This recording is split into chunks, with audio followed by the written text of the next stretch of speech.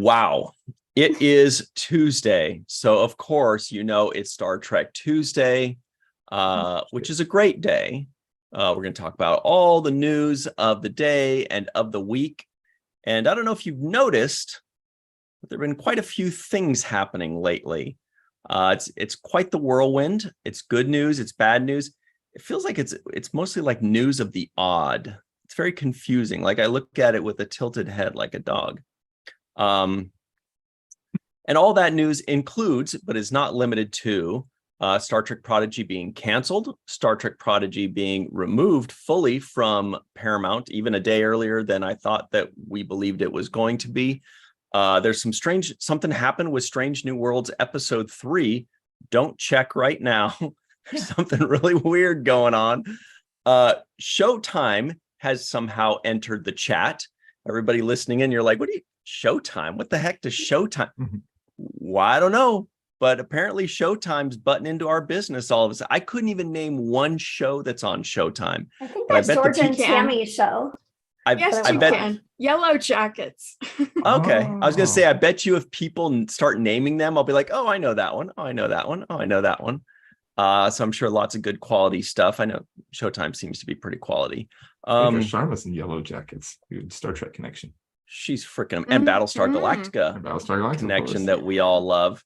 There's also a Paramount price hike. The WGA strike is still going. We've got the Emmys. We've got some Picard buzz for the Emmys.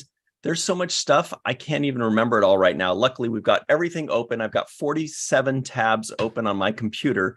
So let's just get into this. Build-A-Bear has entered the Star Trek merge race. Build-A-Bear. Build-A-Murph. and characteristically weird Star Trek, like doesn't quite make sense of fashion. So let's introduce everybody, starting with Captain Sisko himself on Melissa Longo's shirt, the emissary. What's up, Melissa? Hi, how's it going? That is the emissary. Awesome. Mm-hmm. From Walking Art, made by Melissa. Oh, nice.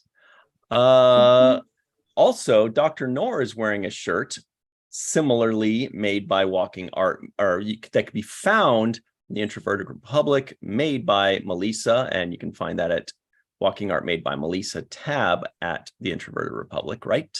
That's absolutely right. Super comfortable too, I have to say. I love this shirt. I love all our shirts, honestly. They're really comfortable. It's really soft and comfy. Yeah. Sometimes when I wear Melissa's shirt, it turns out it's not really mine. Actually, Darth? No, I wore a shirt that was meant for her by accident. I literally wore one of Melissa's shirts that it belongs to her by accident because it was sent and they were supposed to be dispersed. But anyway, whatever. I put it on. I was like, it's a little tight, but anyway, Dr. Anne-Marie Siegel is also here, probably wearing a cool shirt too. Oh, yes. I'm wearing a Star Trek and Chill shirt. My favorites. Oh, love them. That's a Neelix and Chill. Yeah. You can find the Neelix and Chill shirt the link below in the description box at the Star Trek and Chill online store. Just click that button, get yourself a Neelix and Chill shirt. You've earned it. I'm wearing a cool Bozeman Phoenixes baseball shirt. If baseball were happening quite a bit in Star Trek, they'd have their own league, and one of the teams would definitely be the Bozeman, Montana Phoenixes. Check out how cool this is in the back too. Nice. All kinds of designs. I love there. that so much. That's so cool. And this is cool. Makes you feel like you're a real cool dude or non-dude. So Dave Gregory in live chat says that's exactly it. Melissa Longo's shirts are so comfy. I can't say it enough. Awesome. Try though. And my name's Ryan T. Husk, by the way. Let's just get into all of this news. Say hello to everybody in the live chat very quickly. Scott Jensen, the 13th, Robert Kaiser. What's up? Pat B, David Gregory, B and L. We've got Linda Anderegg talking about Showtime. Got Chuck A. We've got Mona. What's up? Chris Gavin. Hello. War Dogheim. I bet he's got a lot of things to say today. Derek Wildstar's here from Star Blazers. Jenny R. Johnson. Hello. Derek Wildstar. Pretty cool. All right, we see all of you. Phew, should we just get into it? I feel like I'm already winded and we haven't even started. What's up, Matt Boardman Oh my God, in there's the so live much chat to think about. and Allison Leach Hyde. So I think, where do we start? Do we start with Prodigy or the email that everybody got? I guess we should start with Prodigy first, because that happened a little earlier in this particular timeline that we are living in which we are living. So we'll get started here. And it goes a little something like this. This is from our good friends over at trekmovie.com. I just have to give them an extra shout out because they're updating these articles like every hour or two because so much keeps happening. And I'm like, I don't know how they're keeping up with this. Did you notice that Amazing Trek job. Movie also on Twitter, they just tweeted out, hey, we're updating our Yes. article on this. Stand by. I was like, wow, you guys are on it. Good job, guys. They're so on it. Yeah. Not that we're surprised. And so professionally, like Yeah. I have to add. Yeah. All right. So I'll hop on this one. Star Trek Prodigy removed from Paramount Plus as fans rally to save the show.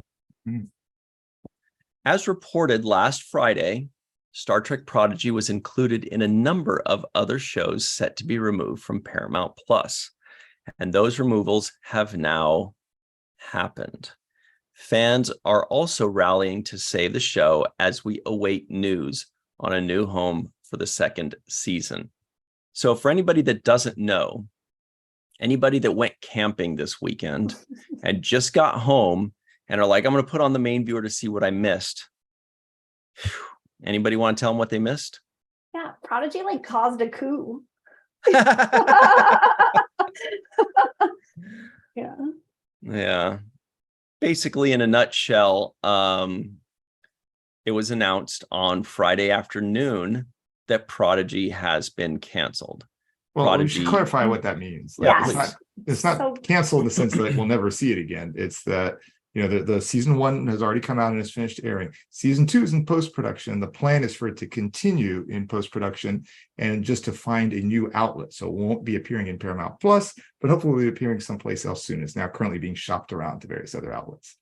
Right. Not only is that the plan, it's happening. They are apparently Paramount is still paying to get it finished. It's not a hope or a theory. Well, Yeah, good point. but things do change. But as we know, as of right now, what we do know is that business as usual. They're going to finish it, but it has been canceled from Paramount Plus, I guess is what the way we want to say Right. it. Fully removed, right, Melissa? Fully removed, including season 1. Season 2 will not air, but it's the strangest part, I think, not just the suddenness of it, but that and unexpectedness of it all, but that season 1 got removed. they just took it off. Yeah, that's Right. bizarre. In my opinion. It's Mhm. bizarre that it's It is missing. confusing. I don't know, like to get into like all the, I don't obviously do not understand all the legalities, but I think this happened with one other streaming service that was cited by IndieWire by like a third party business analyst. And some of it has to do with like tax breaks and like what shows like fall into what category. And these ones like kind of filled that quota is suspected. And then also like Aaron Welke is being really, we'll like get into him more in the article too, but like I saw him answer a really good question today about like the legalities of an IP that's owned by one like company being shown on another company's streaming service and how to continue making it. And he said that like that's all being taken care of. So I feel like those are all promising things. Yes. It's funny that you mentioned the tax break, because right before we went live, we actually were talking about the NBA collective bargaining agreement and the tax aprons and double repeater taxes that are going on it's very boring. We won't get into it too much. Mayhaus asked a good question in the chat. She says, do you think they removed season 1 to make it more marketable for different I think network to so. pick up the whole thing? It's a good thought. I think so. Oh, That's kind of, I have no idea, but that was kind of a thought that I thought might be a possibility, because first of all, just I can't think of anything else that would make sense as to why they would cancel it, but still pay for it to be completed. Well, it's So almost clearly they done. want to make that money back, right? So they if Right. it's strictly a money thing, like they can't afford it, they would just cut it and end it. But if they're still completing it, maybe they But think they there can is a make more. tax break to complete it too. If they Oh, is that right? complete it, there's a tax break in there as well. Good to know. And also, Okay. like, as we go They can on, write it off. I'm actually really hopeful. And I've seen like some people who work on the show very hopeful, because honestly, like, this is a big paywall for a kid's show, where on a network that isn't necessarily like full of kids shows, and or like not one of the most common streamers. So this could open up, if it gets, depending on where it gets picked up, you could get like so much more exposure, a way wider audience, which is what we want from Prodigy anyway, like getting new fans into the franchise. So it might not be the worst thing in the world, and also like people who are more equipped to merchandise. Yeah. Well, let's read a bit more here from this article, shall we? Let me pull that up. So sorry. Here it is. Okay. So it continues. Prodigy gone from Paramount Plus. Today, Paramount Plus launched its planned full integration with Showtime in the USA. All of the Showtime content is now available within the ad-free tier of Paramount Plus. The removal of Prodigy and a number of other shows ahead of this integration is what Paramount describes as, quote, refining our content offering to deliver the best streaming experience for subscribers. These removals are also part of an industry-wide trend as streaming providers take write-offs to cut costs with a new focus on creating profitability. I love that, a new focus on creating profitability. What was the old focus? Right. Is this a business? Oh my God, it's like Right. when Exactly. TNG made that rule where every episode had to be about something when Michael Piller joined. It's like I don't even know. Maybe I don't know anything about, but I feel like that would be the first thing in the boardroom meeting. All right, everybody, how do we make money off this? We'll see. Maybe not. Maybe their first thought was brand building or network building, or, maybe, there's a lot to be said there. Yeah. Anyway, it continues.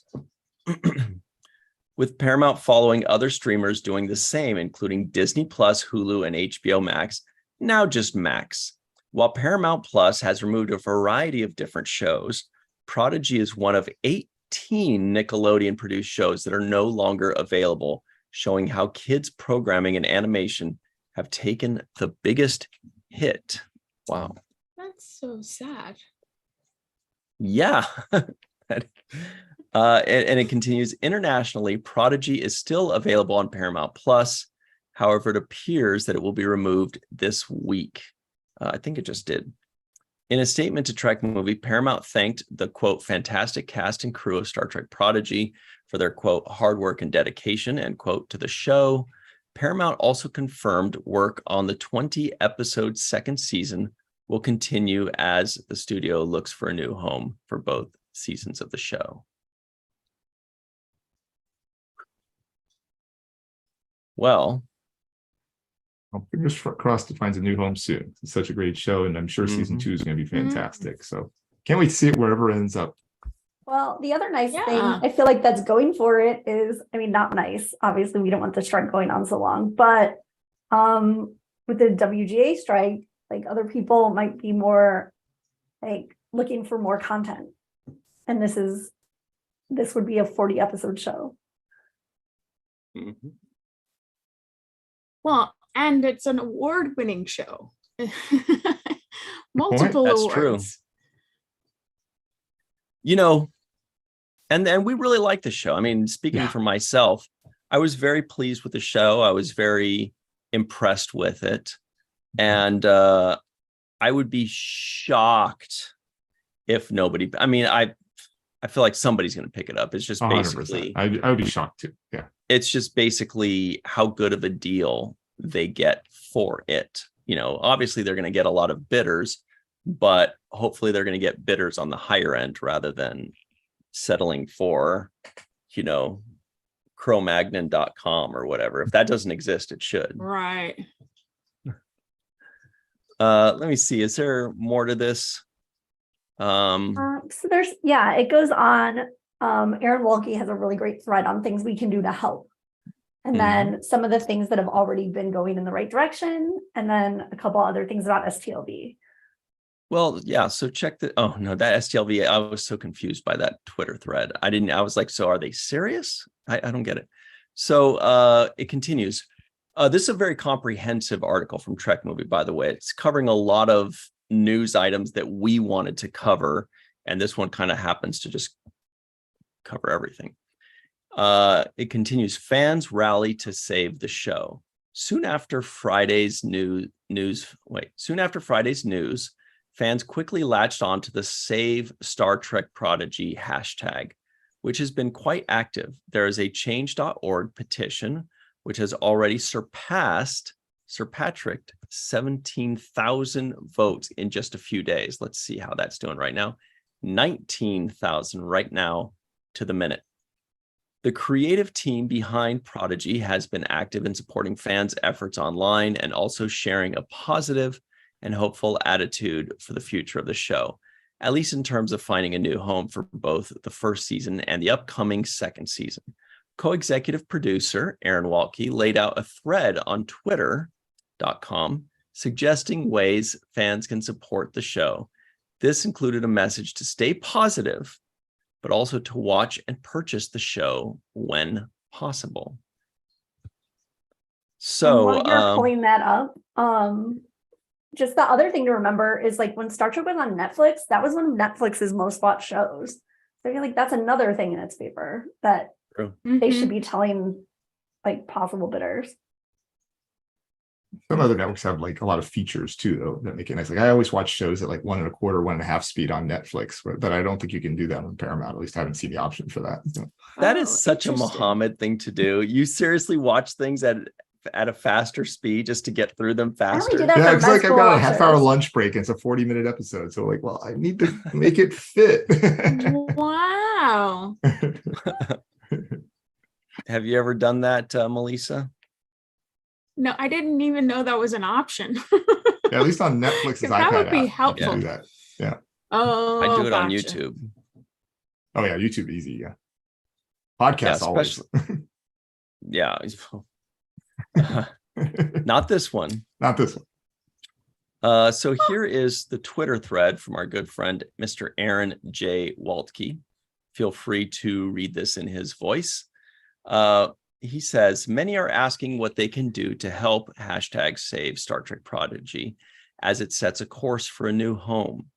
Given our unique circumstance, 20 complete episodes in a known IP and another 20 nearly complete / exclusive for debut, prospects are good. Here's possibilities to pitch in. Here's my favorite already. Keep it positive and keep it up. Now is the time to do it. Let them see an eager and active fan base who will follow the show wherever it goes. Watch the entire show to completion while it's still up. A view is a view and numbers do matter. And he links it. Can we talk about the importance of keeping it positive? Yeah. Yes. Yes, please. I mean, it's fair that a lot of people are, oh, sorry, go ahead. You please. Yeah, it gets a little frustrating because you want to support a show because it's wonderful and it's positive because it's so positive and well done and well made. But then I've had to backtrack some of my likes and retweets because they tend to get into the negative parts of stuff, and to me positivity is better to promote than negativity is a better launching pad to promote than negativity. That's just my personal view. I think it's a great personal view. I mean, it's fair that people are a little upset because they were used to something and it was readily accessible. And it's like, okay, well, I had this thing and now it's at least temporarily taken away from me. It's fair people be a little upset for that. But I mean, ultimately, we want, as I think Aaron said in various places too, we want the new potential buyers to see like, here's an excited, positive fan base, not here's a bunch of cranks. You know? So. Crank used to be a lot of fun.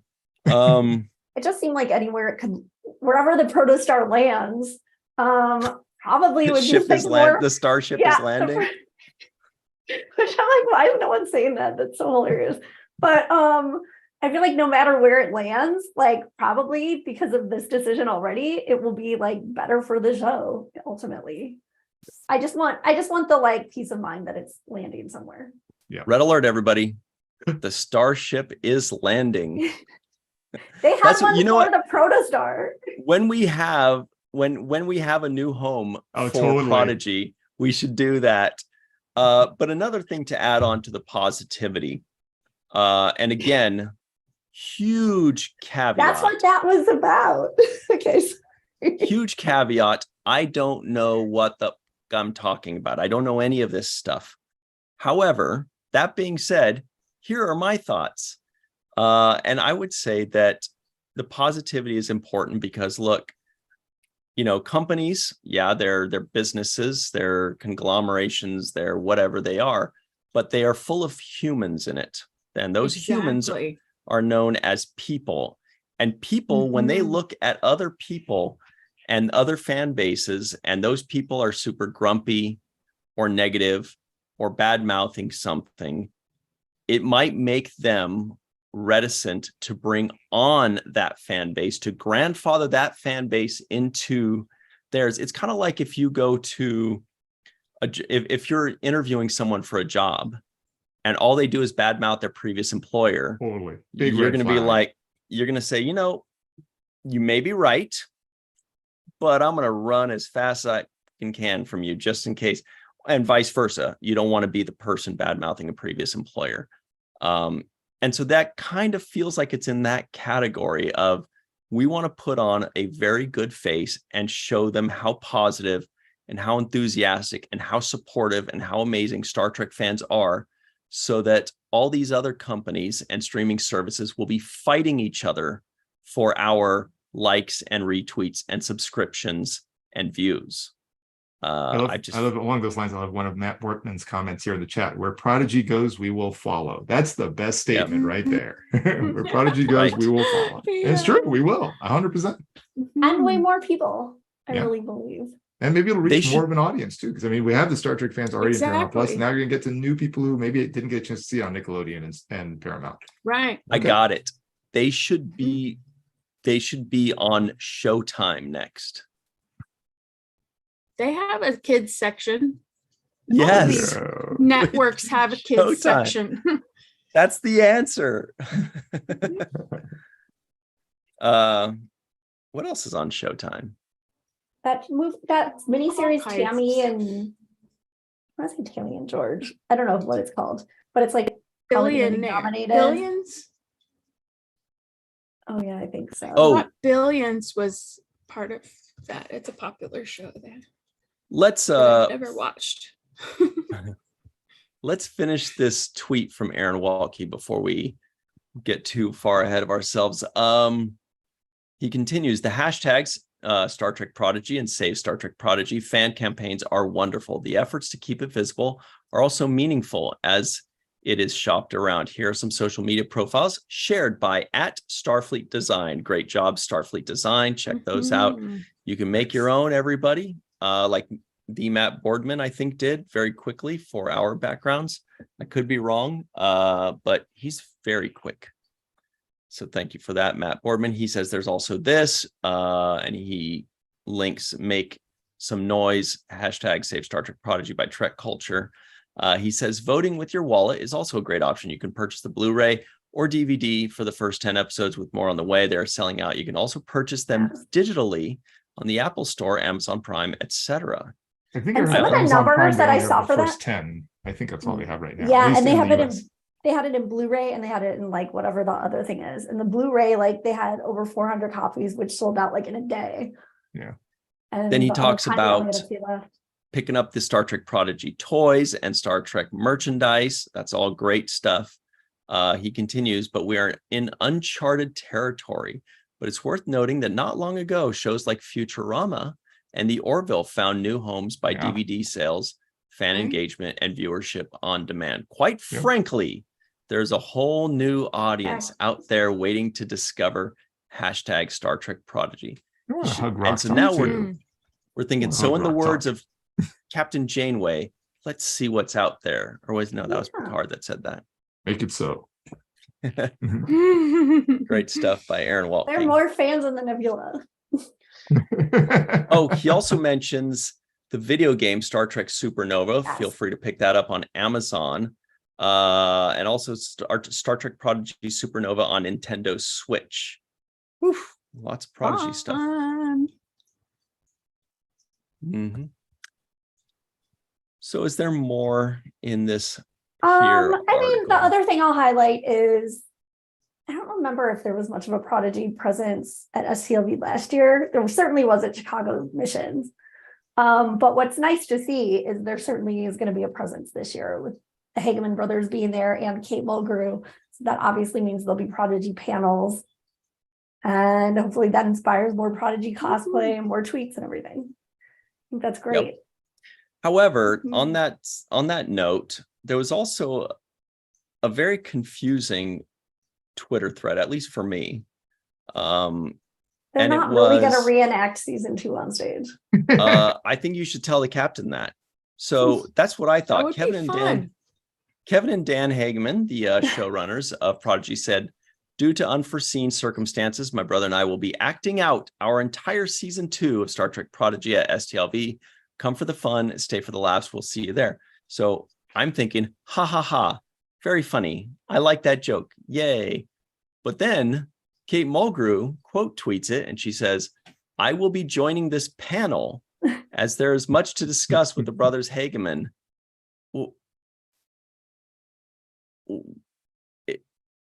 It's a joke though, right? Or is it all of a sudden like a panel that that confused me. I think they're going to push to have more like Prodigy panels. Oh, that's it. Which is great to see because they were such an amazing part of Star Trek Mission Chicago. And it was kind of like a bummer that that kind of enthusiasm didn't really seem to be not through a fault of creations. It's just not the official convention. Mm-hmm. Or maybe Kate just invited herself to the panel because she said it sounded like fun. So I didn't even know there was really going to be a panel. I thought it was just that's what I'm saying. I thought it was just a joke. I thought they were just saying, hey, we're gonna be at Star Trek Las Vegas. We're gonna reenact all of season 2. Teehee. That's like 10 hours, so it was a joke, but then I don't know if Kate knows but they put it on the speed that Muhammad watches things. Maybe, right. There you go. They drink their Dr. Pepper and they get all zipped. Exactly. So in the live chat, we have a couple people talking about let me just point out too, Mm-hmm. like, I think it's always a brilliant idea when the cast and the creatives remember oh yeah, there are these things called conventions. They don't have to be official and we can really use them to our advantage. It's very much in the spirit of Majel Barrett and her understanding of how you could really work the conventions and the love of the fans at the grassroots level. And work that in your favor. And that was even before social media. So I just love Star Trek fandom. It's fun how everything comes back around. They were at the Chicago convention. Both well, actually, I guess one of the Hagemans plus Aaron Waltke and Ben Hibben were there. Mm-hmm. And Bonnie Also, Gordon and other folks too. Speaking of grassroots, please, everybody, give this video a like, give it a 5-star rating if you're listening in. Please make sure you are subscribed to this channel because this is a very grassroots show. I think we're still in the grassroots, in fact. Yeah. But we're trying to turn into a big, beautiful Bermuda grass thing. Or what's that crabgrass that that's ugly. We're not that. Rye grows fast. Rye. But the way to water it is to like and subscribe so that it grows. Yep. So It's We want to fertilizer. sustain, though. We want a good fescue. That's a good Oh my gosh, look who's in the live chat, who actually we were about to show some fan art from. oh my goodness, it's our good friend Hemmer himself, Aw. Bruce Horak. By the way, everybody, Bruce Horak in Strange New Worlds season 2, episode 8 will be playing. Just kidding, I have no idea, but we're hoping to see him again soon in Strange New Worlds. Watch if we get if it really is episode 8, they're gonna be like, what do you know? That would be amazing. But he says, Bruce Horak says, Star Trek fans are the best and can move mountains. Well, Bruce, Well we said. really appreciate you saying that about Star Trek fans, and we appreciate you. We've got something to discuss Okay. about you, in fact. And I sent this article that covers this amazing art, actually was written before the newest Hammer themed Prodigy fan art went up. So I just sent you the link to that in the Facebook Messenger. Well, I'm going to open up this guy right here that we've already got Okay. opened. It is from our good friend, John Orchiola at screenrant.com, and it is entitled Hemmer, Strange New Worlds fan art shared by Star Trek actor. So this is really cool. Bruce, it's got to be cool to know that you're still in the news like every day, even after like your last episode was a year ago or 10 months ago. And also there's a Patreon for Bruce Horak art where you get to see everything early before shows up on social media. It's the best. Bruce, yeah, please. But before you do, Bruce, can you please in the live chat let us know what your Patreon is, if it's just patreon.com/Bruce I'll get it. Horak or something. I'll get it. It'll Post get it. edited out because since he's not I he's got not it. an admin. Okay, perfect. Thanks, Henry. Yeah, go for it, Mohammed. Cool. Star Trek Strange New Worlds actor Bruce Horak shares his whimsical fan art of his character, the late Lieutenant Hemmer, and the Gorn. Hemmer was the chief engineer of the USS Enterprise in Strange New Worlds Season 1. The blind Enar heroically sacrificed himself to save his crewmates when he was infected by Baby Gorn in Strange New Worlds Season 1, Episode 9, All Those Who Wander. It's cute, Baby Gorn. I wonder if there's a Pop Gorn. That's him. Oh, no, those are the Wonderful. victims. They're the popcorn. Ooh. Oh. Okay. So it continues. Gory. I'll see my conspiracy. On his Instagram, Bruce Horak posted his own fan art of Hemmer with the Gorn. Horak, who is a very talented artist, has created a few odes for Hemmer and his alien reptilian killers. But actually, that's not quite true. They didn't kill him. Anyway. But in Bruce's renditions, the Gorn and Hemmer have become friends. Horak's wistful art also evokes how the Enar is absent from Star Trek Strange New Worlds Season 2. Check out the Instagram posts below. And there's a First things first, everybody, you'll notice to find Bruce Horak on Instagram. It's just his name, Bruce Horak, all one word, BRUCEHORK, as in kinetic energy, I guess. I don't know. All right. Oh, look at these guys. So it's art of Hemmer taking a selfie with a Pop Gorn and a Baby Gorn. Wait, can you see the caption that was also on the tweet that says, say hiss? Say hiss. So funny. That's fun. I like what Bruce Horak put in the live chat. It says Gorn, but not forgotten. Aw. That's excellent. Also another one is another one of his Instagram posts. He says, the only thing I can't fix is a broken heart. And stupid. I can't fix stupid, he says. Oh, look at that Gorn. Oh, he's a tearful Gorn. He's like, These but are I'm So stupid. good. I can't get enough. Oh, whoa. Now they really get into it. They're like, okay, enough of the art talk. Will Hemmer and Bruce Horak return in Star Trek Strange New Worlds Season 2?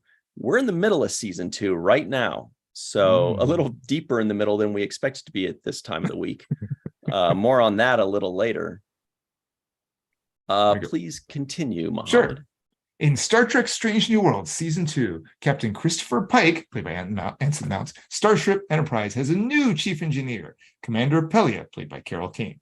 An eccentric and extremely long-lived Lanthanite, Pelia Pelia was a Starfleet Academy instructor who taught Hemmer engineering. However, Strange New Worlds executive producer Henry Alonso Myers has hinted that Bruce Horak will return as a new character in season 2, even though Hemmer has died. Meanwhile, Ensign Yoda Uhura, played by Celia Rose Gooding, who is Hemmer's protege, may still be coping with her loss of the wise Enar in Strange New Worlds season 2. The popularity of Lieutenant Hemmer was one of Strange New Worlds season 1's big surprises. Hemmer, one of the Star Trek prequel's original characters, was always slated to die to establish stakes in a series stacked with legacy characters known to survive into Star Trek, the original series. But no one quite expected Hemmer to become as popular as he was, and his heroic death was one of Strange New Worlds season 1's most heartbreaking moments.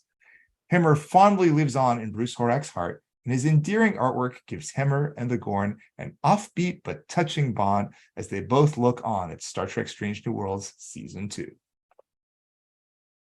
Correct me if I'm wrong, but didn't Bruce Horak win a Lappy Award Yes, in 2020? Mhm. That's right. He was the first ever to win 2 in one show, if Right. I remember correctly. That's right. Mhm. So huge congratulations to him once again there. And he also joined us to receive it, which is amazing. On the road. It was Mhm. amazing. That's true. Mhm. Very generous. And then if in your Facebook messengers, the new art from today that's Prodigy related, and it's so cute. Oh, What? There's a new piece of art that I segue sent you between on the Facebook Messenger. Yeah, it's such a good segue. It was like perfect segue timing. Okay. Well, I'll pull that up. Sorry to give you another tab. I pull up Facebook and I see Warriors news. I like it. oh, Jay Kirk is in the chat. Hey Jim, how you doing? If that's Oh the my Kirk we're talking goodness. about. It's so cute. I Okay, so found like here my it heart is. exploded. So Bruce Horak on Twitter, that's Oh. at Bruce Horak, tweets Aw. out an image of Hemmer at home. And he's just sitting there hanging out, watching TV with the Gorn. It looks like an adolescent Gorn, maybe. And it says, and the screen they're watching is Star Trek Prodigy. Love that. It's so cute. Yeah. Very. I can't get enough of these. All right. So the So Gorn get less hungry the older they get, right? It's true. We never saw the Maybe. one who was attacking Kirk trying to eat him. It was just like throwing stuff at him. Right. mhm. Well, okay. Where did we leave off? Also, but anyway, we do want to say thanks for joining us in the live chat. Bruce, you are always welcome, as is Oh. our good friend, Mr. Aaron Waltke, who's in Just the live arrived. chat. Oh, Right oh now. my who gosh. just popped in? Oh Aaron- my god, I can't stop fangirling. You know, there's a saying in French, tu arrives après la bataille. And that applies to Aaron Waltke. It means you arrive after the battle, because Aaron, we're literally talking about you for like 30 minutes just now. We just finished a few 43. minutes. Yeah. We went through your entire Twitter thread about how people can help Star Trek Prodigy and all the merchandise they can purchase. And there were some people in the live chat up above that were saying that they tried out some of these games and they loved them, like Faith Howell and the Star Blazer's name. Who is that, Mohammed? Derek Wildstar. Right. He also played one of the games up in the live chat. So that's really cool. Thanks for joining in with us, Mr. Bruce Horak and Aaron Waltke. Aaron, I hope you saw that image that we just pulled up. I think you did, because that was beautiful and brilliant. And we're going to assume we left off with Kate Mulgrew joining this panel. There's much to discuss with the brothers Hageman. I'm thinking there's just some wires crossed there, because I got way too confused by that. Like, I think All right, they're it'll really be a panel. It'll be good. It's a It'll be panel fun. about Prodigy, and they might not reenact all of season 2. Yeah, they might We'll not. see. I'll be there regardless. Yes. It'll be the Cliff's Notes There you go. on Muhammad's feet. Actually, the good news is that they won't do that, because that would ruin season 2, which they're going to sell for billions of dollars. Mhm. hopefully to Showtime. So The if Proto you Stars are like, landing. if you're like Okay. me, you got an email today that started off with, "Hi, Ryan," which is weird because that happens to be my name. And it continues. That's what mine I said wonder if too. everybody got that. Yeah. It says, as of today, the Paramount Plus premium plan is now called Paramount Plus with Showtime and costs $11.99 a month. As part of the name change, you now have access to Showtime programming on Paramount Plus, commercial free, in addition to all the benefits already available to the premium plan. And then continues, everybody's got kind of a different email based on whatever Do plan they you had. only use the app, or do you have it as an add-on through Amazon? Because I knew The app, I don't use it. I didn't have it through because Amazon. I have Amazon. Mine's and through they didn't send Amazon it. too. I'm like you. And then that's also where I'm still seeing Strange New Worlds episode 3 when other people said they can't see it, Yeah. which I think And- might be an Okay. Amazon It's glitch. $1 Like cheaper if you another- do it through Amazon. Oh, really? Ooh. Yeah. Or at least it was when we got it. I don't know if the price changed, but when we first got it, it was $1 cheaper per month. That's why we did it through Amazon instead of just getting the Paramount Plus one. Oh, I just switched to Amazon because it ran more smoothly. TrekNews.net put something out where they just kind of simplify it for all of us so that you could just read it very quickly. In a nutshell, they say the price of Paramount Plus just went up. The essential ad-supported plan increases from $4.99 to $5.99 a month. The ad-free plan will increase from $9.99 to $11.99 a month and now includes Showtime, previously available as an additional option. Let us know your thoughts below. Oh, that's rude. Don't say let us know your thoughts below. We know what you're fishing for right there, buddy. You're throwing them under the bus. So let us know if that upsets you in the comments below. I do wonder for Anne-Marie and me, like if we get it through Amazon, I wonder if that still comes with Showtime or if we're not. I actually don't know. Well, that's what, because I get Good it through point. Amazon too. Yeah. So, yeah. That'd be I'm interesting. Do we know wondering the if it answer goes to up that? as well. I don't. Yeah, I don't. My guess is it'll change because some of the other things that that's happened to with mergers have, but I don't know. Mhm. But what is Okay. interesting, since we're talking about it, is this crazy Strange New World season episode 3 drop today that happened at like 1 p.m. 2 days early. And Boy, we I'm are just seeing jumping all over the place. well, this isn't an article, and it has to do with the streaming service, Yes. and it's still up. So then I happen to mention it to Paramount, Star Trek on Paramount Plus, just to let them know because spoilers were starting to fly. Because like spoilers, people hadn't put up spoiler-free threads because it doesn't usually come out till Thursday. And then I got a bunch of tweets back that said it was taken down, but I think it was maybe only taken down on the app, so it's still up on Amazon. Super interesting, but some people are like, well, maybe that's to like give us something to do so that we aren't as upset about Prodigy. But Oh, I have yes, to it's say, solidly still there on my app. yeah, but like Mhm. there was another error on Same. Amazon today where like Father Brown only my favorite British show right now, it only comes out 2 episodes a week and they just released like 8 episodes the whole rest of the season. Let's I guess we'll jump over there. We were knee deep into this other thing, but let me Sorry. pull this up here. This trekmovie.com article. Preview of Tomorrow and Tomorrow and Tomorrow, new images and clips from Star Trek Strange New Worlds episode 203. Now, the reason this is relevant is not because the episode is supposed to drop in a couple days, but also because this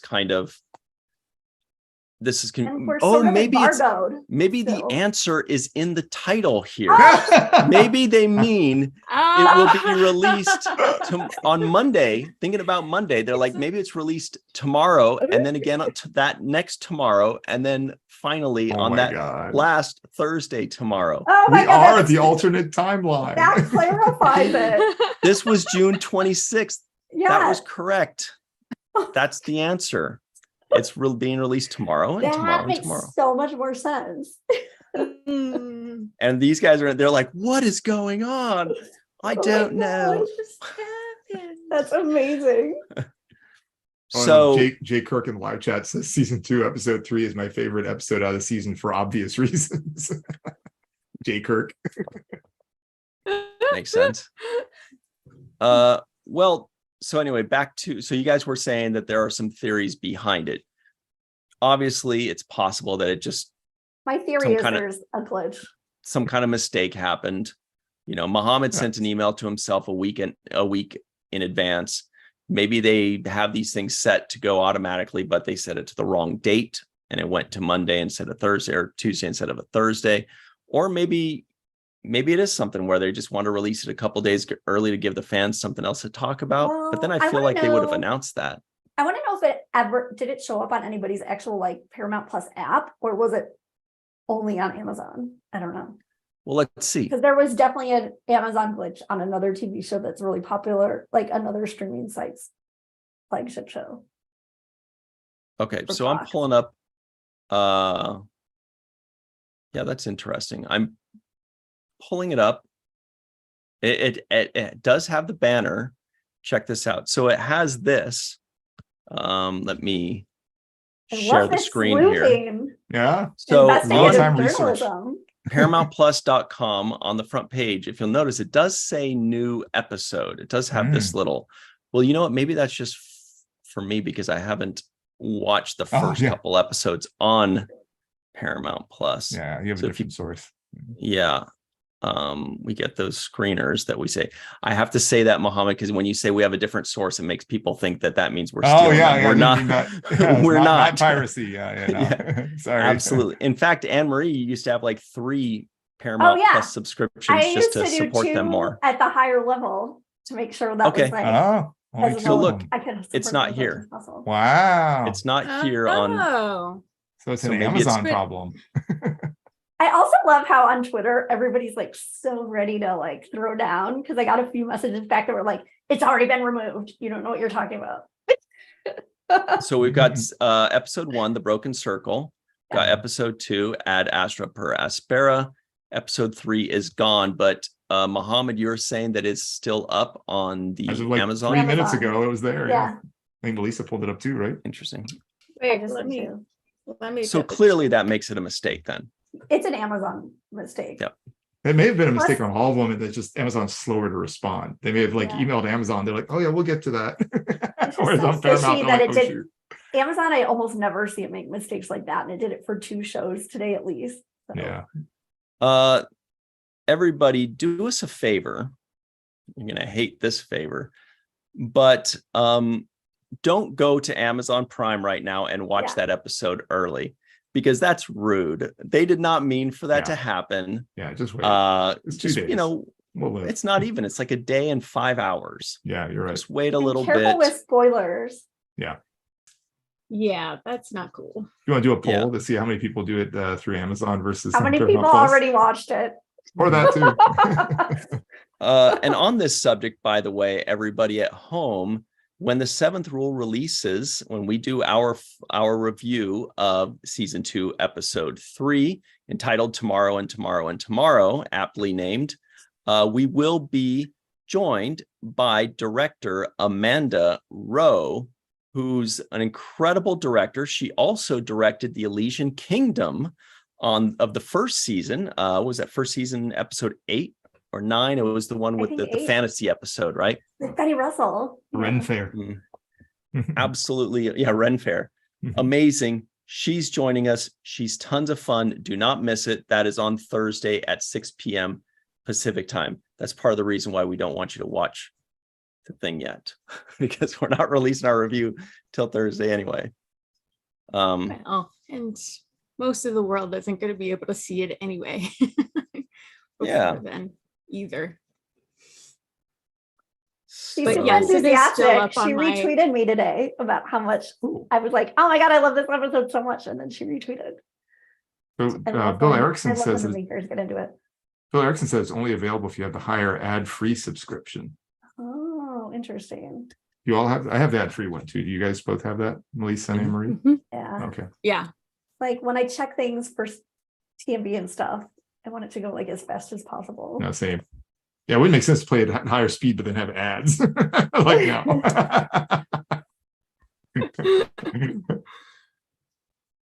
Okay, so we've got a new poll popping up here. The question is, as Muhammad suggested, where do you watch Star Trek? Where do you watch the greatest new family show of all time, Star Trek Prodigy? Where do you watch the incredible and world-breaking madness that is Star Trek Strange New Worlds? Do you watch on Amazon Prime, or do you watch on Paramount Plus, or other? Like, are you one of those Crave TV people? Or I believe in Fiji, they watch it on something, I don't know, I was just kidding. Don't know anything about Fiji. Yeah. But it is the purchase Paramount Plus through Amazon Prime. It's not just available on Amazon Prime. You have to actually purchase the channel. Yeah. Well said. Or good point. Also, everybody at home, let us know right now, what is your favorite Showtime show? What are you most excited to watch on Showtime now that you get it for free? Wait, I guess it's $2 more, but if you had it, you can cancel it now. Bruce I'm excited Horak about says, Yellow Jackets. People say Yellow Jackets is good. I haven't seen it yet, but I've been wanting to. So now I may as Saw well. the first season. it is. I think they're going to start It's jumping good. the shark, though. It feels like a show that's going to Oh, jump really? the shark. That's because it feels like they're already bordering on Oh. jumping the shark. You know what I mean? So, but that's just my opinion. Otherwise, No. great idea. Lord of the Flies, right? Can't Mhm. beat that. Lord of the Flies. It's perfect. I enjoyed the entire first season because that's what I saw. Oh, I've been waiting to watch the second. Bruce Horak says he watches Star Trek on Crave in Canada, but isn't Oh that yeah, somebody else said that they were going to take down Prodigy tomorrow or something on Crave. Mm. Like it was lasting like a day or two longer. what was the I don't news know if about that's true. Crave yesterday, though, that Crave is no longer going to be holding Star Trek or something like that? Oh. That's what Carrying somebody Star just Trek. said in the live chat. I don't know. Oh. I mean, which is kind of a bummer I because think then we have what to are you go to gonna... Canada to like see firsthand on-site reporting.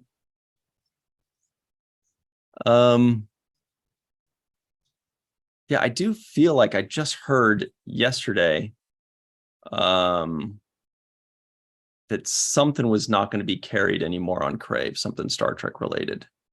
Let me see. J.R. Johnson tells Melissa, I love both seasons of Yellow Jackets. Don't despair, Melissa Longo. Yay. I do want to watch the second season.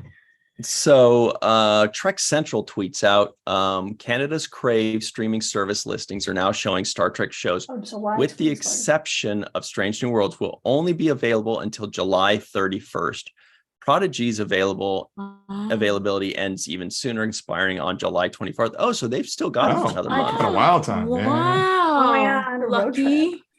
Road trip to what? That would be great. We're gonna go crash over at Bruce Catching up Horak's on Murdoch place Mysteries in Canada. and Prodigy again.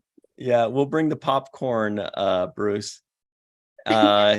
And they continue, it's highly likely they will be moved to the Canadian Paramount Plus, but we can't find any information on that yet.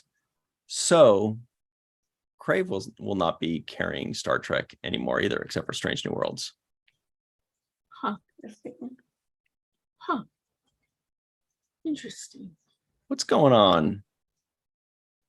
They're teaching us Chris about Gavin says he has geography. room for us.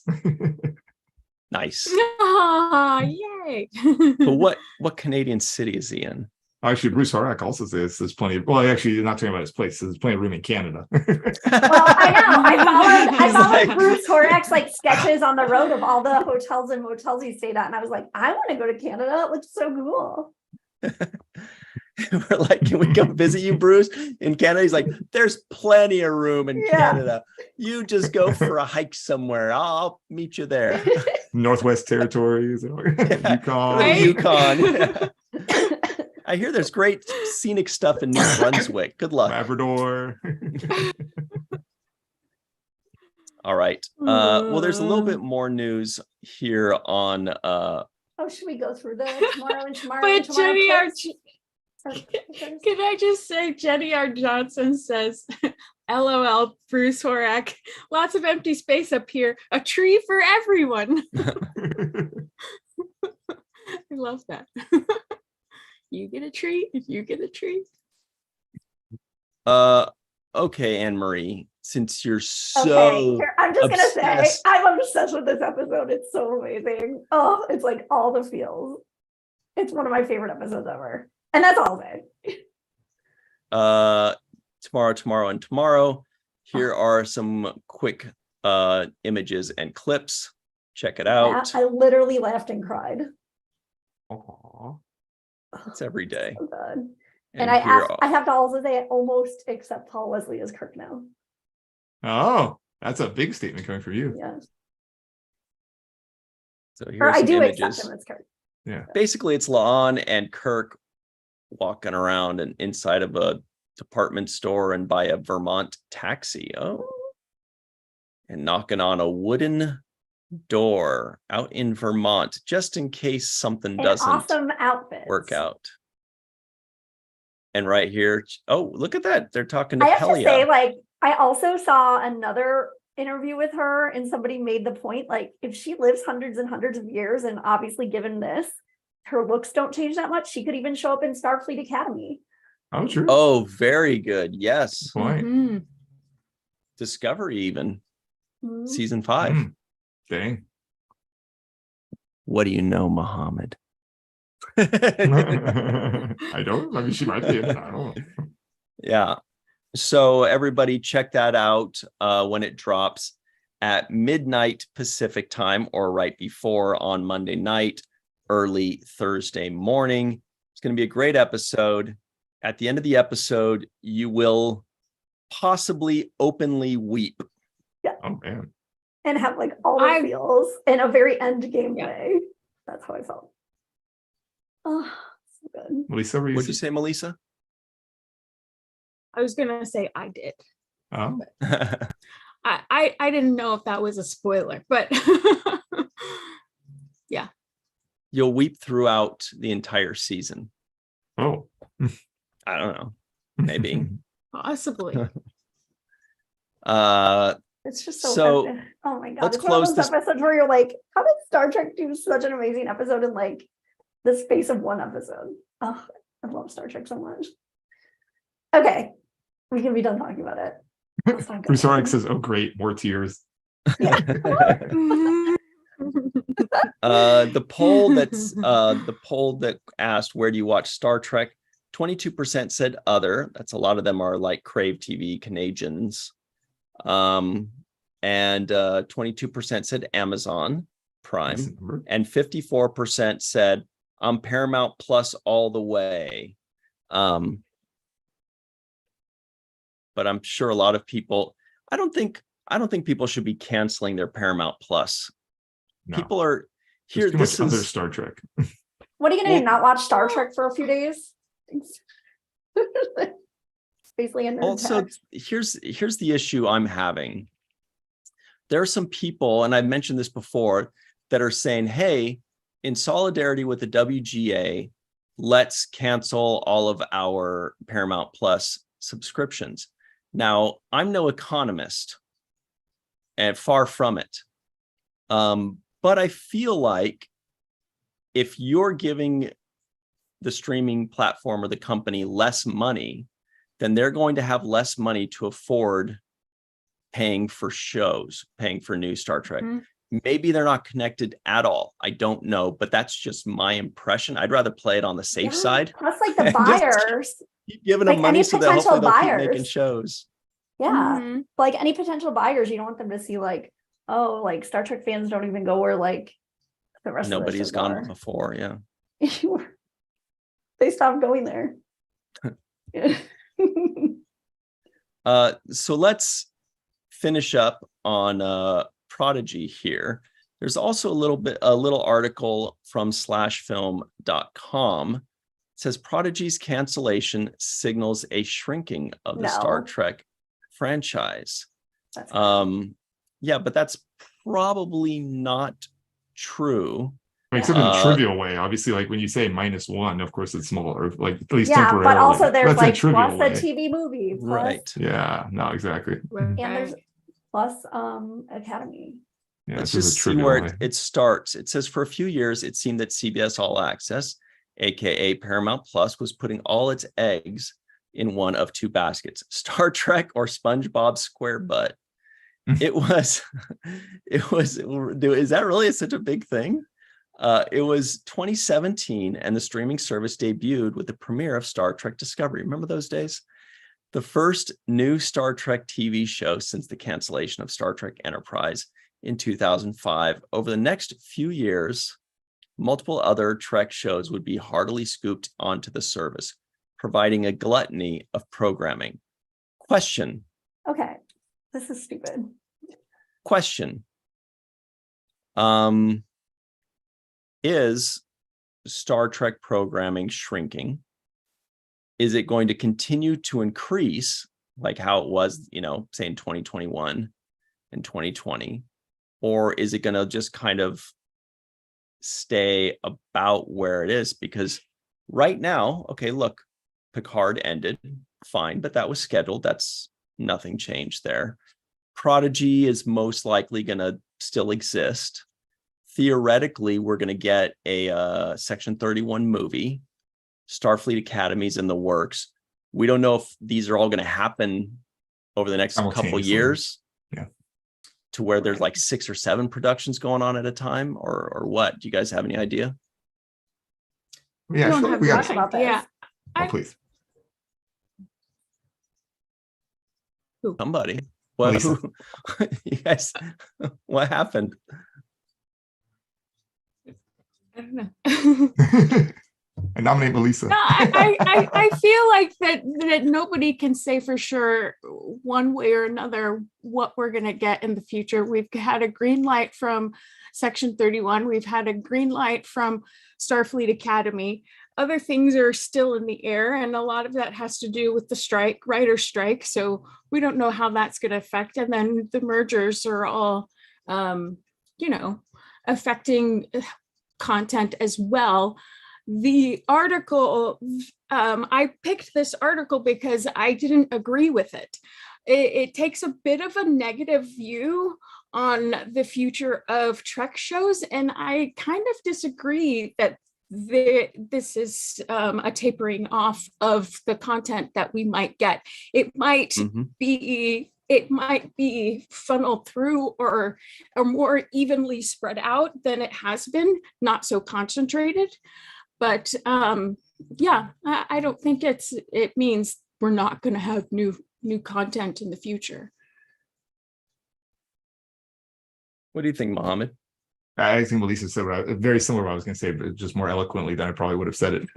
I mean, people were trying to infer a trajectory from it. I mean, we were admittedly potentially even spoiled when we had like 5 current Star Trek series. Like, come on, that's a lot. I mean, it was wonderful, but that's a lot. It's a lot. And there's going to be some turnover. I mean, we knew some were going to come to an end, and or in some cases, like in Prodigy's case, we very much hope it's not actually truly an end, but just a move.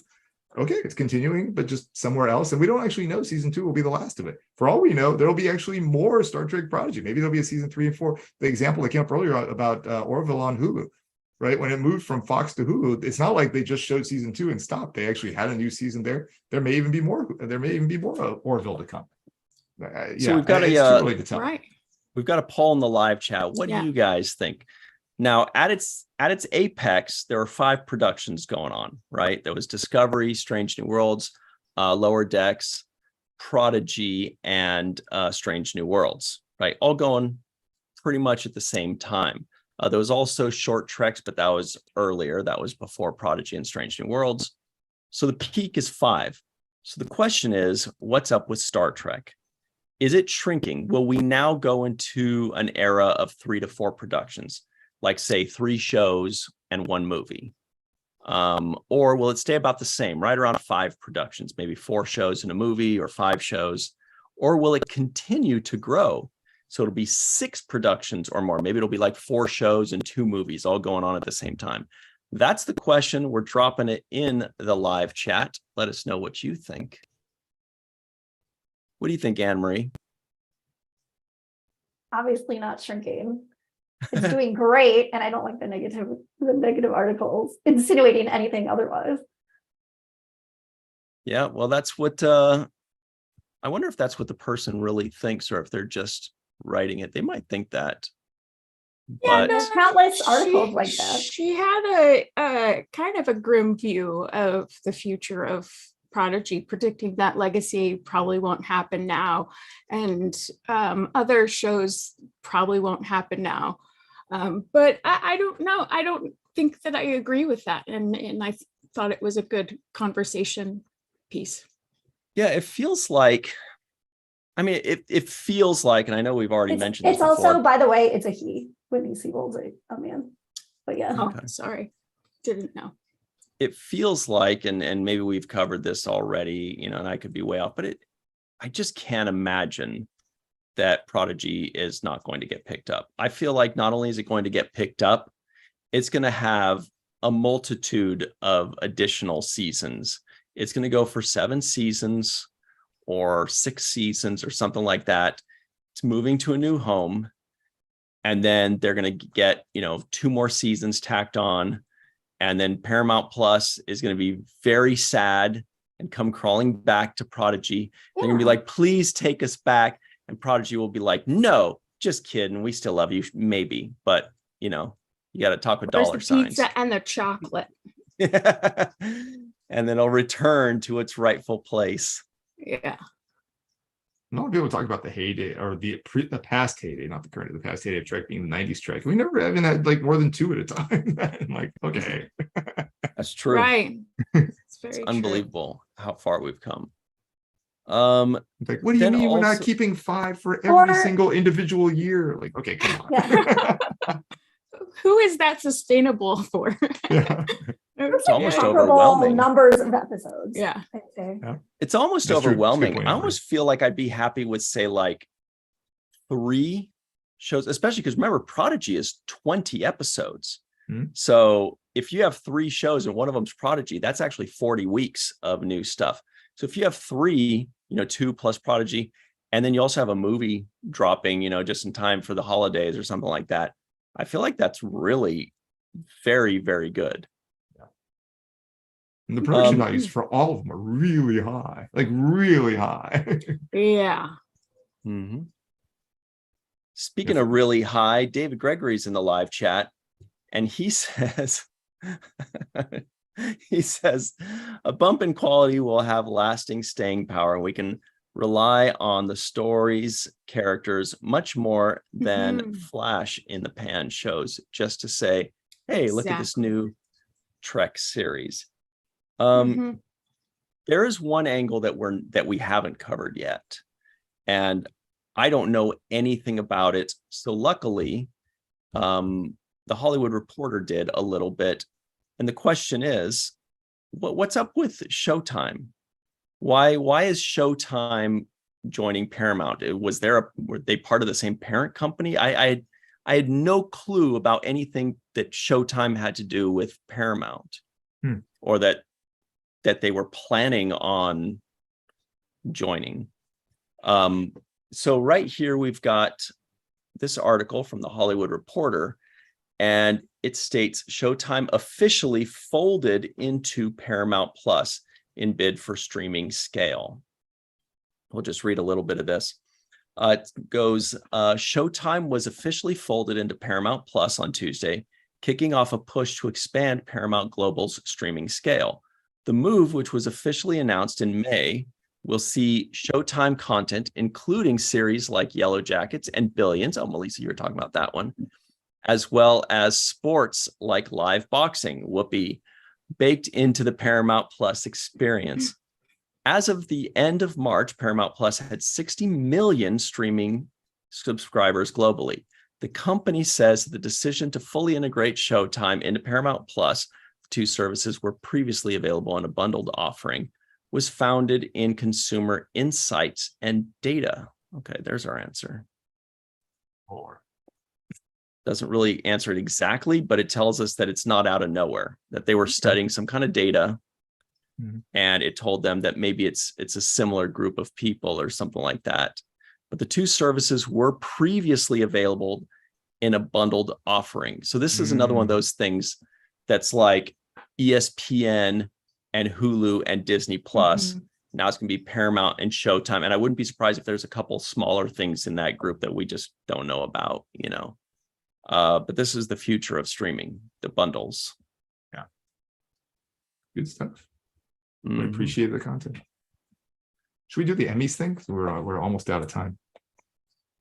Yeah. That sounds I could great. just summarize it too. Okay. Because it's just like Okay. varieties, if or whatever you want. No, go ahead. It's just like Variety did, which is a pretty reputable Yeah. magazine. I'll pull that They- up while you talk. Here it is. This is variety.com. Everybody check it out. So they did Go a ahead. pick for like their nominees, and their predictions for Emmys, which I think, announced on July 12th. And so they didn't cover like every single category, but they did like, the big headliner ones, like drama series, which was kind of shocking. They didn't put Star Trek Picard into that one. Seriously. But interestingly, Star Trek Picard did pop up on two of them, like as sort of predicted, and what we do hope happens. Patrick Stewart in the best dramatic actor category. Ooh, Hey. nice. So, Great. and while we're on this one on the screen, I thought like an interesting little caveat is that there's a TV movie like section, which, like Star Trek Section 31, when that comes out, could potentially go there. And Paramount Plus has like two of their TV movies got on that list. So that could be like a good look for them. Patrick Stewart so opposite yes, Kieran I mean, like, Culkin and Jeremy Strong in Succession. Dang. that is some crazy competition. Pedro Pascal for Last of Us. Holy moly. I know. Like, Patrick this is Stewart, a hard year. Star Trek Yeah. Picard. Let me see what. And then the other How many of one these are there? is, I mean, they did like all the main categories, but the next one is supporting actress in a drama. Oh, and by the way, it's George and Tammy is that like Showtime miniseries that I heard is good. Wow, I two just now for watched that. Succession again. You guys, if you haven't seen White Lotus, watch it. I love It's White Lotus. So freaking are you Actually, gonna good. sing 3 the for theme Succession song? in that one. Oh, you're right. There it is. Brian Cox. Big surprise. Mhm. Let's see. Sporting actor, sporting actress. Gates There she is. McFadden. There she Woo-hoo! is. Our The girl. doctor is in. Yeah, I Very mean, cool. whatever. It's not us. She's amazing, but I was surprised to see her make their nomination picks. That's great. That bodes so That's well. awesome. That's That's awesome. great. Well deserved too. So good for her. Yeah. Absolutely. That's It's about great. time. Yes, and it's just like nice to Yes. see representation of actors of all ages, Mhm. and Oh, good point. it's wonderful. I love that so much. Very Gotta feel quickly, good for her. speaking about Star Trek Picard, our good buddy Terry Metalis tweets in out the live a chat. meme Just kidding. that's been going around. And he says this changes everything. It's got everybody around the poker table. Under Worf, it says Klingon will kill you if he thinks you're cheating. With Data, it says Android can count cards and calculate probability. Under Troy, it says telepath can read your emotions, impossible to bluff. Geordi, it says tech visor, most likely can see through the card backs. And then Riker, it says the best playa. That's it. That's the meme. Like been Best player. Those are Yeah. like decades. Very fresh. Also, very quickly, something to add. Star Trek is dipping their toes still in the merchandising game. So Yay. here's a little bit of that. Stuff They the got to box, get Okay, stuff this the is box. interesting. more product. They got to get more Prodigy stuff because this is like Prodigy Okay, is I've seen right some for people do some merchandise. really great commentary on this. And one of them is, but where's our Murph plushie? Where's our merchandise? That's Yeah. so cute. So this is from our good friends over at Build-A-Bear Workshop. And it says, explore the final frontier with our new Star Trek collection. Celebrate the Star Trek mythos with our new Star Trek Nebula Bear and other galactic arrivals now available online. And they have very galactic faces. But I like they're the wearing- tribble And boxing glove. triples. It's like a boxing glove tribble. Yeah. And I they're wonder wearing, if so it squeals when you punch.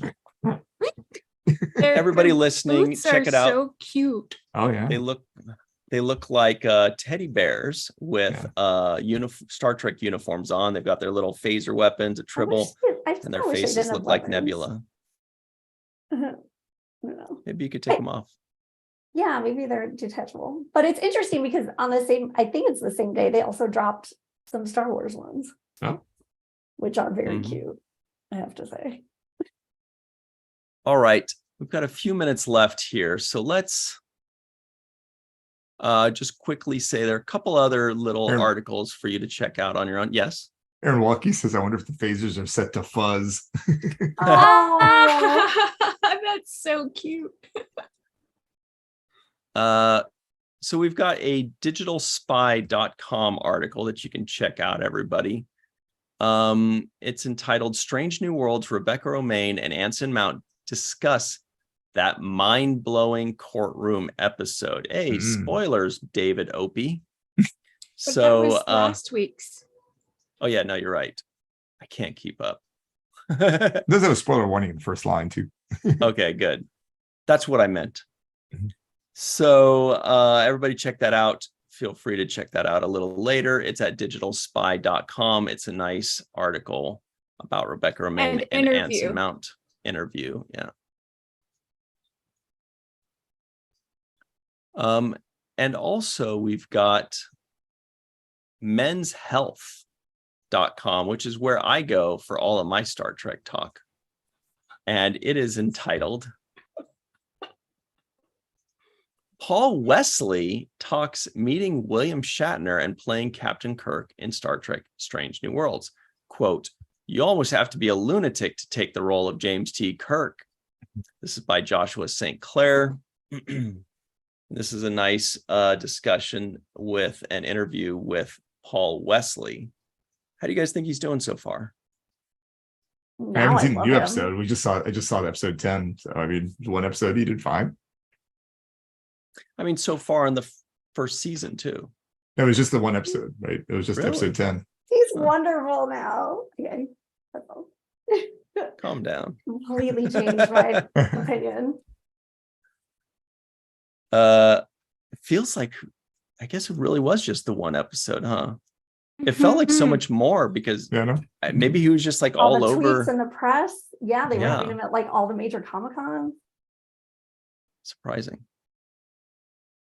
All right. Well, Dr. Noor, you've got us a trivia question prepared, if I remember correctly. Let me pull it up real quick. All right. So this is a trivia question. The correct answer is the name of an actor. Okay. I'm saying actor gender neutral, not referring to male necessarily.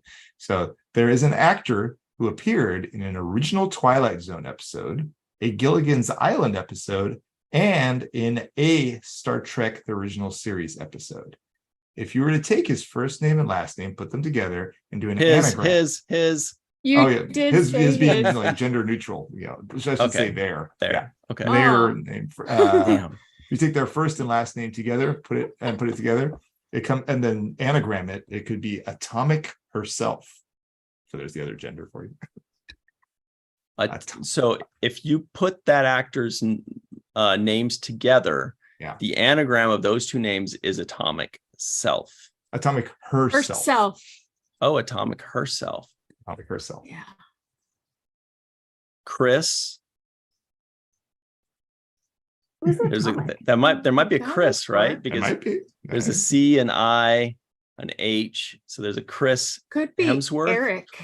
Chris Hemsworth. No, it's not Chris Hemsworth. Ooh, Eric. That's a good one too. All Remember, right. Star Trek Original Series, so there's no Chris Hemsworth. Well, now I'm like, man, he's not that old. I don't know who crossed over with Gilligan's Island, but now I'm fascinated. Oh, Aaron Walkie's saying Russell Johnson, but no, there's no U in there.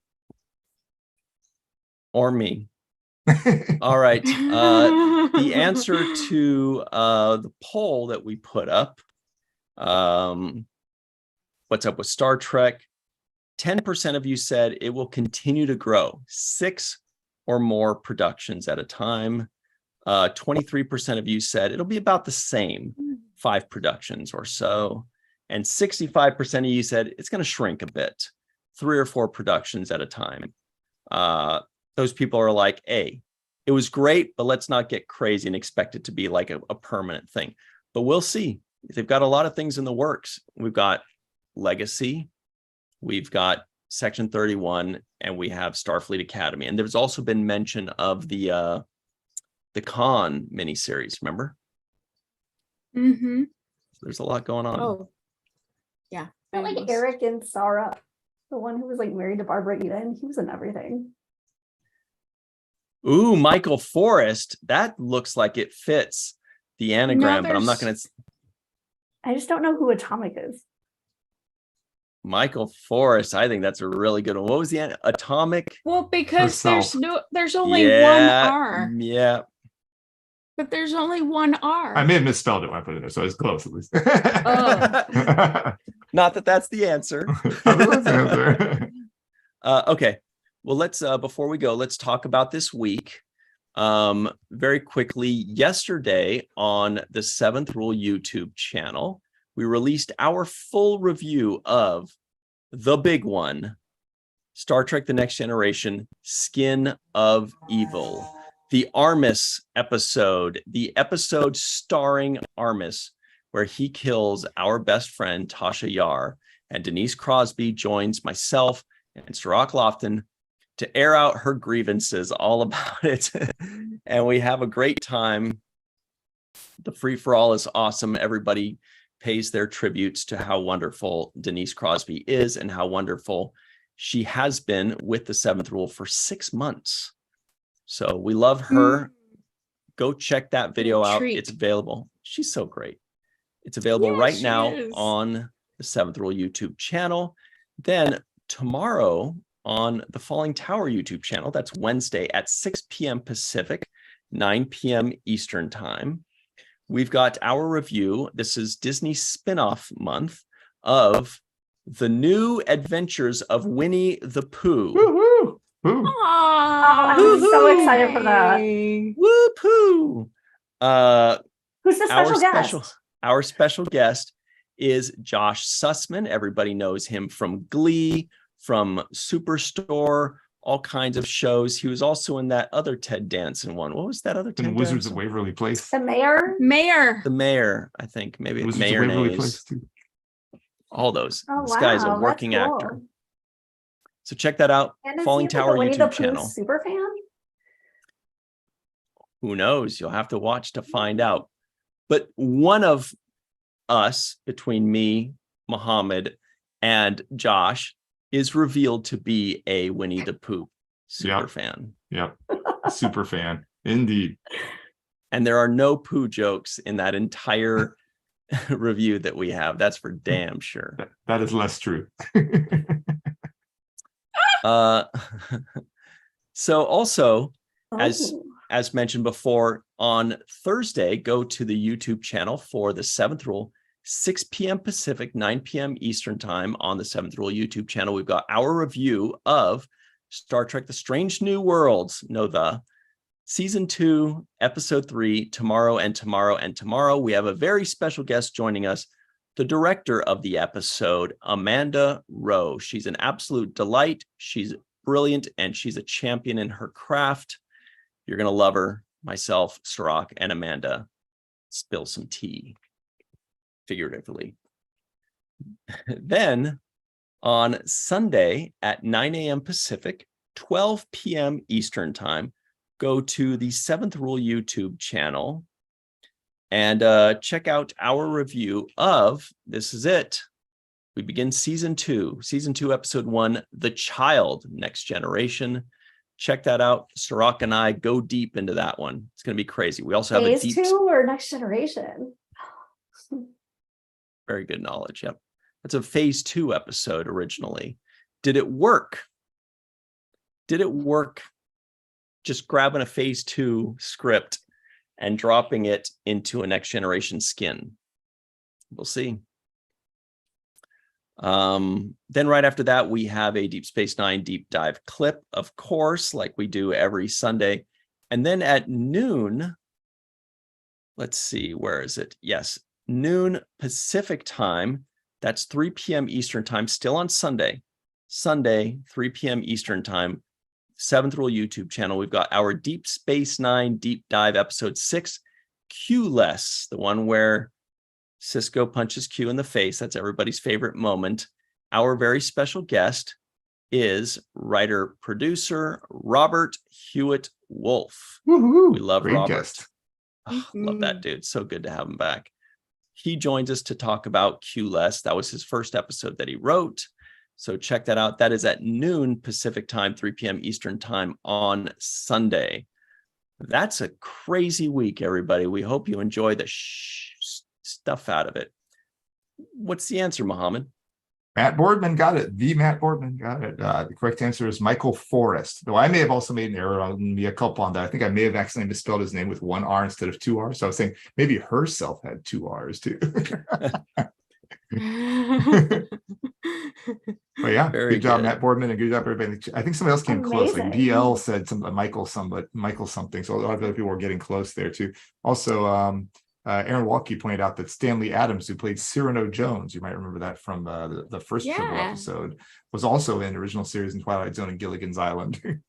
Wow, really? Very good. No, it wouldn't Excellent be an knowledge. anagram, of course, for Atomic herself, though. But the rest of it fit very So well. good. And Addams everybody, Family and Breakfast at Tiffany's. it's important to point out that Michael Forrest is still with us and still having a blast. He's going to conventions. He's hanging out. He's still doing acting gigs here and there. Great guy. They live over the hill in LA. Really cool. So everybody. He's in the pilot for Star Trek Continues, the web series. That's right. As the same character as Apollo. Yep. So smart. Wow. Such a smart episode. That's it, I believe. Melissa Longo, would you tell everybody where they can find you online and that cool shirt? Yeah, at Melissa Longo, Malissa, on social media. At the introvertedrepublic.com is where you can get your emissary shirt and Mohammed's chat pack shirt under Super the comfy. walking art made by Melissa. Some of the items that you will find there, you will also find at our table at Star Trek Las Vegas in August.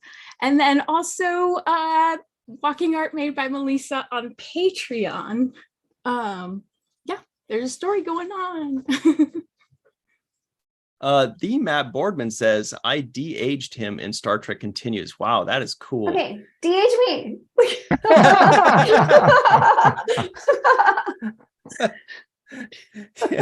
She wants you to, Matt, Yeah. she wants you to follow her around at Star Trek Yeah. Las Vegas, Yes. de-aging her everywhere she goes, Yeah. like with nano probes or something. Too short at STLV. Yeah, but you look great for mid-50s. So, That's great, Anne-Marie. Anne-Marie, where can everybody find you online and at Star Trek Las Vegas? Yeah, there for my birthday party. And then at Anne-Marie Siegel 1 on Twitter. Is your birthday during Vegas? Yeah, it's STLV Eve. Wow. So it'll be at the landing party. This is STLV the day after. I think the 7th. So he's one day after it. Got it. So you're right before, he's right after. So y'all flank Mhm. STLV. Birthday Totally. sandwich. They bookend it. Yeah. Yep. Come for the Anne-Marie, stay for the Ciroc, Yeah. and then go home. Just come for the Ciroc, really, and then I'll be there. Yeah, you're probably right. Happy to see you both. Mohammed, Exactly. what about you? Where can people find you online? I'm on Facebook, Instagram, Twitter at Mafnor. Actually, also at Mafnor, MAF like Frank, and like November OOR. Actually, I checked my LinkedIn. Actually, it is also Mafnor. I'm also on Blue Sky, on Mastodon, you name it, Mafnor everywhere. Or on YouTube as BioTrekkie, BioTrekkie. And I do hope to have a Strange New Worlds related BioTrekkie release coming out in the middle of July sometime. Hold the phone. It's also Bruce Horak's birthday at STLV. He's the 5th. Fantastic. What? Amazing. Happy birthday. Oh my God. Joint Is birthday Bruce party. going to be, Bruce, you're going to be there at Star Trek Las Vegas, I hope. That's great. So everybody's party. Feels like half our people's birthdays are in early January. Yep. And then the rest are in early August. And then I'm in June. I was say you're the outlier, Ryan. Yeah, I'm like, there's no connective tissue there. But We still do love love the you. early January and early August cruise. That's great. Bruce Everybody Horak can says you find bet me. about being there. Oh, great. You can find me at Bruce Horak's table, hounding him and telling him how much I adore his work. Also online on Twitter at Ryan TG Husk. Again, that is at Ryan TG Husk, or just Falling Tower, the Seventh Rule, or Virtual TrekCon on your favorite social media, like Tumblr, Pinterest. Just kidding. Especially on YouTube. That's the key right there. I think that's it. Anne-Marie just dropped Bruce Horak's Patreon in the live chat. So please make sure you click on that and support it. Hey, just a few bucks goes a long way. It keeps you up to date on everything that's Jenny going Johnson's birthday is also during STLV. Wow. on. And David Gregory is July 31st. Everybody go a day That's a early. rager. That's my When is travel day. Jenny August Johnson? 4th. Wow. And my dad's is August 3rd. But he Oh my won't be God. there. He won't not be too there. He'd late. rather die. He's just gonna stay at home and play with kittens. Aw. It's true. So cute. But he did get me into Star Trek. I've got a picture of me as like a 6-year-old with a little Star Trek Oh. thing Oh, your little pet. and a shitty haircut. Anyway, well, thank you all for joining us. We really appreciate all of you. Science and Nerd, Scene and Nerd podcast on B95, BL, War Dog Heim. Bruce Horak, looking forward to seeing you. Robert Kaiser, we will see you in Vegas as well, I'm sure. Cool. Jenny Johnson, we'll have a birthday cake for you as well. Whew, it's a lot of calories. Scott Jensen, thank you. Volk, Chris Marshall. We see all of you. Donnie Pearson, thank you. And Bob D. And so on and so forth. May Barella, I'm sure we'll see you there as well. Allison Leach Hyde, we better see you there. We're going to be pissed. Aaron's birthday is August 8th. August 8th. A day after Chirag's? Oh my This gosh. is nuts. Okay, so we got to arrive on July 31st and leave August 8th. And bring a That's lot what of I'm White doing. Claw. Yeah. Dang. All right, everybody. Thanks for playing with us. Really appreciate it. We'll have figure out some kind of 9-day birthday celebration. And when you are looking for an excuse for a 9-day birthday celebration and you want to be positive instead of those negative Nancy's out there in the internet world, put it on the main viewer.